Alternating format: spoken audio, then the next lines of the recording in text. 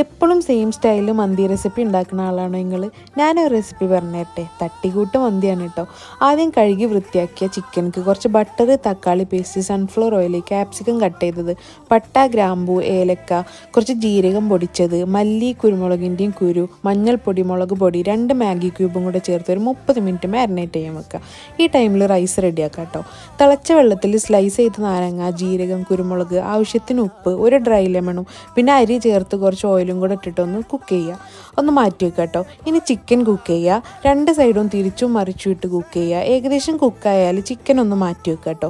പിന്നെ അതിൽ നിന്ന് കുറച്ച് ഓയിലും കൂടെ മാറ്റിയിട്ട് അതിലേക്ക് നമ്മൾ വേവിച്ച റൈസ് ഇട്ടിട്ട് മിക്സ് ചെയ്താൽ നമ്മുടെ റൈസ് റെഡി. ഇനി നമ്മൾ ചിക്കൻ ഉണ്ടല്ലോ, കുറച്ച് ടൊമാറ്റോ പേസ്റ്റിൽ കുറച്ച് കാശ്മീരി മുളക് പൊടിയും കാശ്മീരി ചില്ലി ഫ്ലേക്സും ഇട്ടിട്ടൊന്ന് മിക്സ് ചെയ്തിട്ട് അതൊന്ന് കോട്ടിംഗ് ആയി കൊടുത്തിട്ട് ചിക്കൻ ഒന്ന് ഗ്രില്ല് ചെയ്തെടുക്കുക. നല്ല ടേസ്റ്റ് ആട്ടോ. ഒതൻറ്റിക് റെസിപ്പി അല്ലെങ്കിലും നല്ല ഫ്ലേവർ കഴിക്കാൻ.